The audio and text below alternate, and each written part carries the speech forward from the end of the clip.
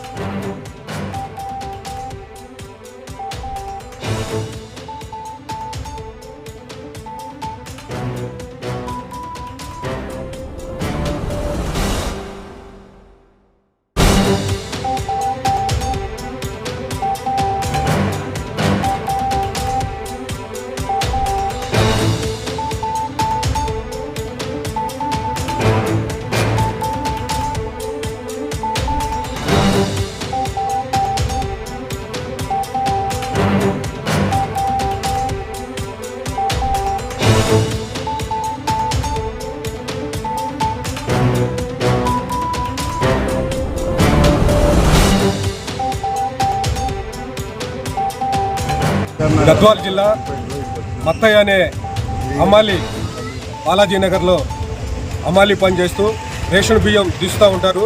ఈరోజు ఉదయం మన జవహర్ నగర్ పిఎస్ రోడ్లో చనిపోవడం జరిగింది. బస్తాలు దిస్తూ హఠాత్తుగా బస్తాలు బరువు ఎక్కువైపోయి ఆ బరువుని దించలేక గుండెపోటు రావడం జరిగింది.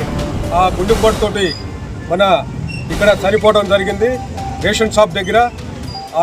దాని గురించి మేము సిఐటిగా డిమాండ్ చేసేది ఏమిటంటే ఆ కుటుంబానికి ఇల్లు లేదు, సొంత ఇల్లు లేదు, కనీసం ఒక ఫ్లాట్ చూపించాలని, అదేవిధంగా ఒక 10 లక్షల రూపాయలు ఎగ్జేషియా చెల్లించాలని చెప్పేసి మేము ఈ సందర్భంగా డీలర్లు కానీ జవహర్ నగర్ కార్పొరేషన్ కానీ మేము డిమాండ్ చేస్తూ ఉన్నాం.